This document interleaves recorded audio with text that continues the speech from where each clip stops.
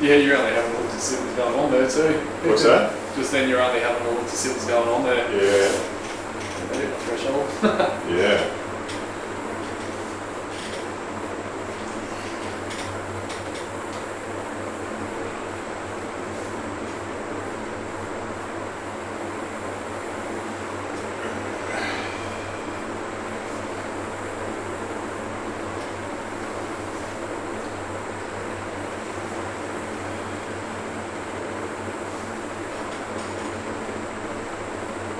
Yeah, even in here it's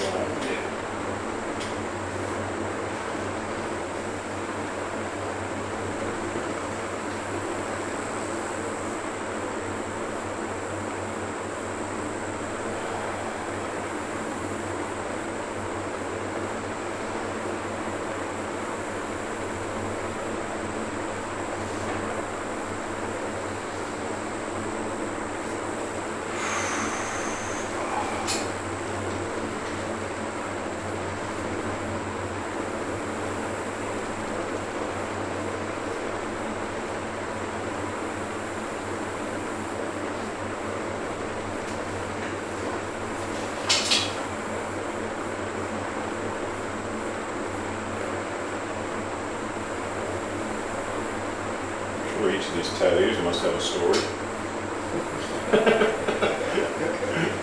There's lots of stories. Yeah.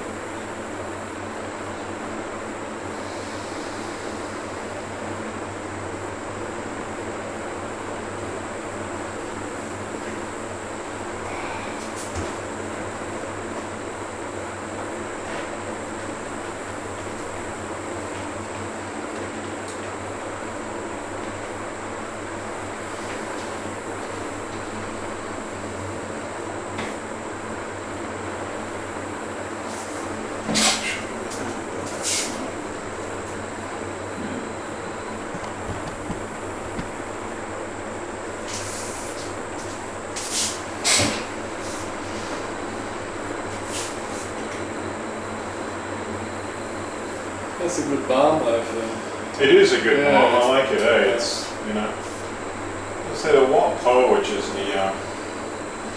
it's the temple of the reclining Buddha in Bangkok, yeah. and it's where they have all the original manuscripts of the guy, like a kind of wandering saint that came, mendicant from India, that brought the massage from India to Thailand.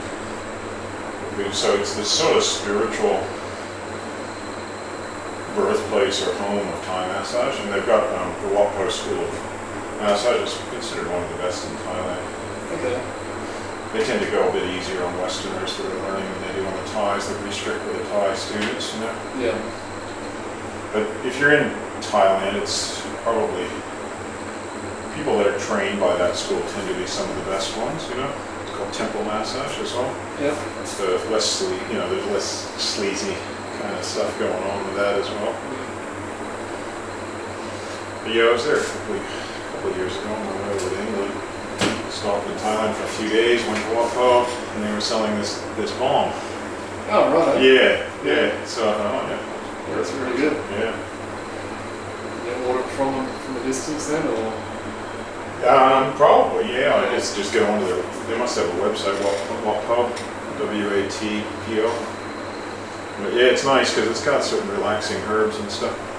It's hard to know because a lot of it's in Thai writing, so I can't read what herbs are there.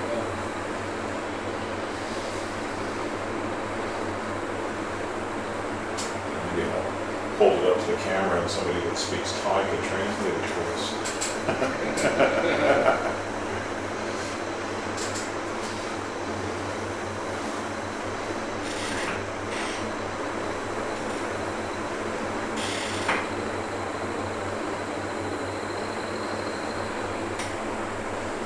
So I haven't really worked the end of this band here because this is more coming from these fingers, so I'm just going to see what's going to come away nice and easy.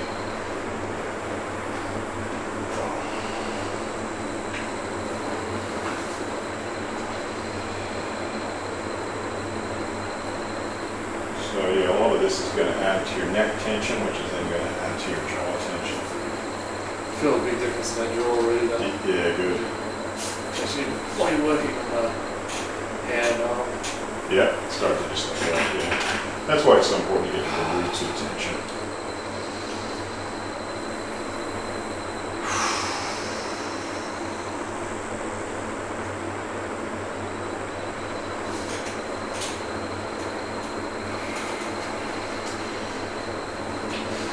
So then, you know, as I come around here, these ones are not releasing quite as easily. They are a bit, but that's because I haven't done these fingers. So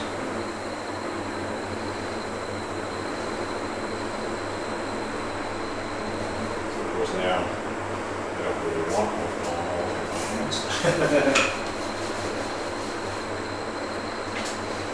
That's quite a nice smell too. Yeah, it's not that easy. Not quite Vicks, just a little bit of menthol. Yeah, a little bit of menthol. Maybe some other peppermint oils or something. Just slightly. They'll act as a bit of an anesthetic as well. Good. An analgesic. I hope so. Yeah.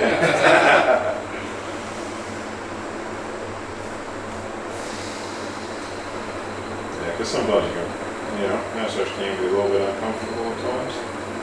Not sure if you kind of noticed that. Chopsticks are. Yeah, the chopsticks are. One pain for a very small point. Yeah, that's right. There's really no fairness in that, is there? No, people say, you know, people who haven't had it done, they're like, why does it hurt so much, you know? I didn't really design the aim on that. It just fucking does. Yeah. Believe me, if you're tight, this will hurt. But the goal is to get rid of that tight. I call it, like I say, hard to understand if you can't look at the body with the underlying energies. You just go, well, why is that, you know, uncomfortable? Specific blockage in the flow of the chi. Because you can feel that just in there, hey? Not at all. No. No.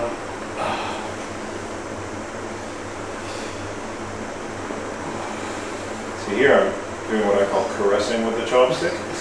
Yeah. You can feel that. And you can actually feel that. It actually feels like it's inside the finger pulling bits of. Here I can feel little crunchy bits. Yeah, that's right. I noticed that one ball of crunchiness in there. Yeah, so.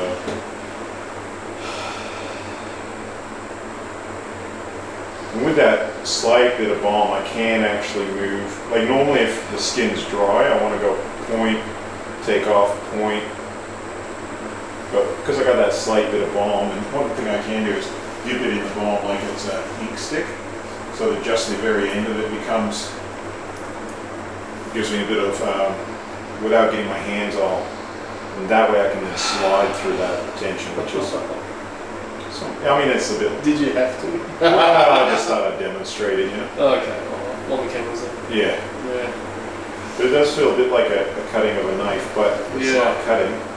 But we're trying to get that, just forcing that blockage out, and you can feel it letting go now. That crunchy stuff. Definitely feel something. Yeah.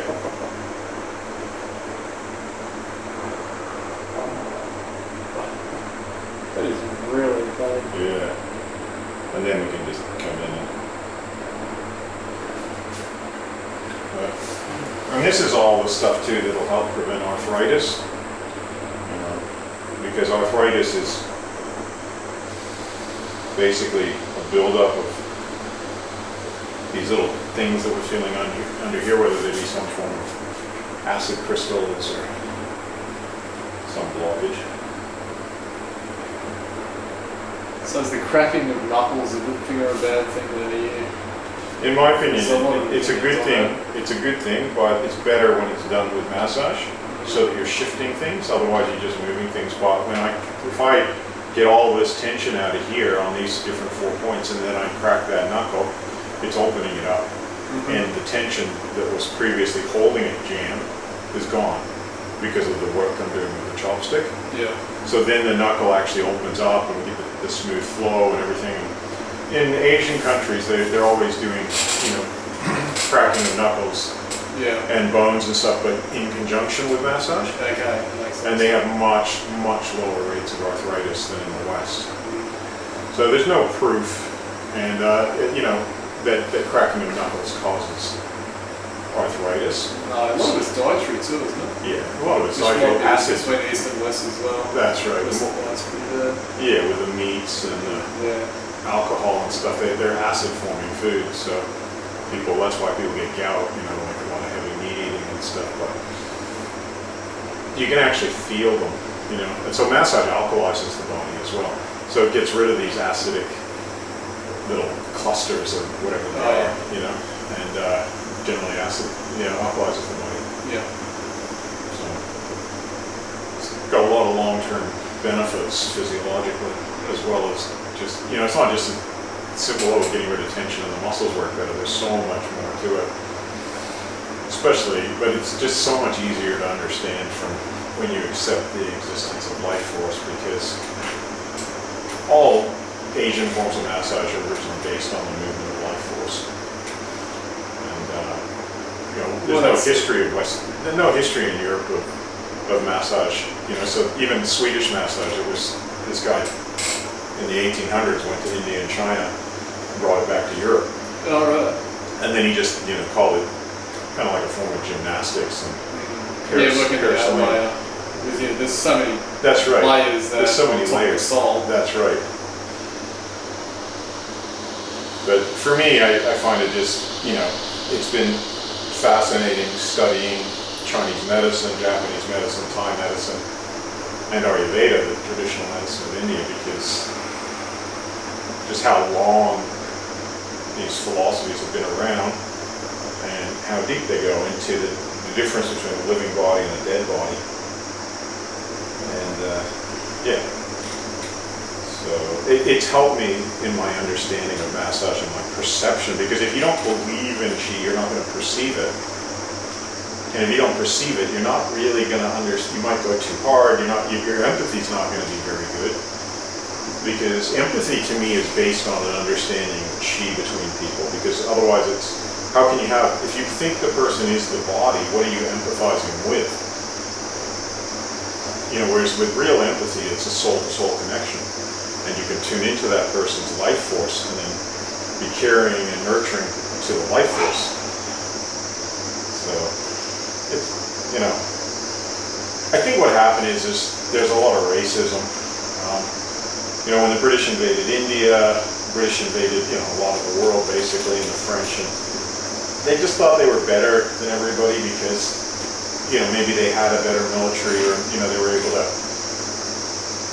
repress so many people's feelings in the army that they would fight for them, that sort of thing. But it doesn't mean they were actually evolved in a spiritual sense, or in a sense of understanding the body or the life force.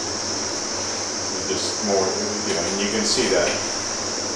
No, I think when they did it, they came in with a real arrogance, and they didn't even stop to look at what was actually being taught in these different countries and cultures when they first arrived. Absolutely. They outlawed absolute gems there, and they just did not stop to consider that they might actually learn something. That's right. Yeah. When they went to India, they outlawed all Ayurvedic hospitals. Yeah. And, and it's that whole thing even today where you see people who think because they can speak Latin that they're better than other people. It's like, it's an outcrop. It's just ongoing from the Roman Empire, where they just invaded everywhere. And the French and the British and Spanish and Portuguese are all just followers on from the Roman Empire, and they think Latin's better than Sanskrit, or Latin's better than an Aboriginal language, or Thai, or Chinese, or Hawaiian. When they went to Hawaii, the British and then later the Americans ended up outlawing the practice of Hawaiian medicine, including Lomi massage, and they made it that people had to take all these tests in Latin, and the Hawaiians didn't know Latin, so they couldn't practice their traditional methods of healing because it was all in Hawaiian. And it's just that arrogance. We're better than you. We're white skinned, you guys are dark, and we speak Latin, and we're, this, that, and the other. As you say, they couldn't see, the wonderfulness of their understanding of certain things, especially to do with life force. You know, I also associate that with a heavy meat-eating culture, you know, because in a lot of the Vedas and also with the Shaolin monks who practice, you know, the seat of Kung Fu and everything, they're all vegetarian, and they say that being vegetarian helps you to perceive chi, which makes sense too, because if you're killing a lot of animals and not being loving toward them, how are you going to have empathy? You know, because empathy and perception of chi should also be based or be concurrent with a feeling of love and care for another, like what the Hawaiians talk about with aloha. It's or the term namaste in Sanskrit, recognizing the spirit in each other. Well, that's it. We don't really know what's going on around us or with people around us when we're asleep. Yeah, that's right. We practically see that every day. Oh yeah. You must have seen a lot of ignorance in the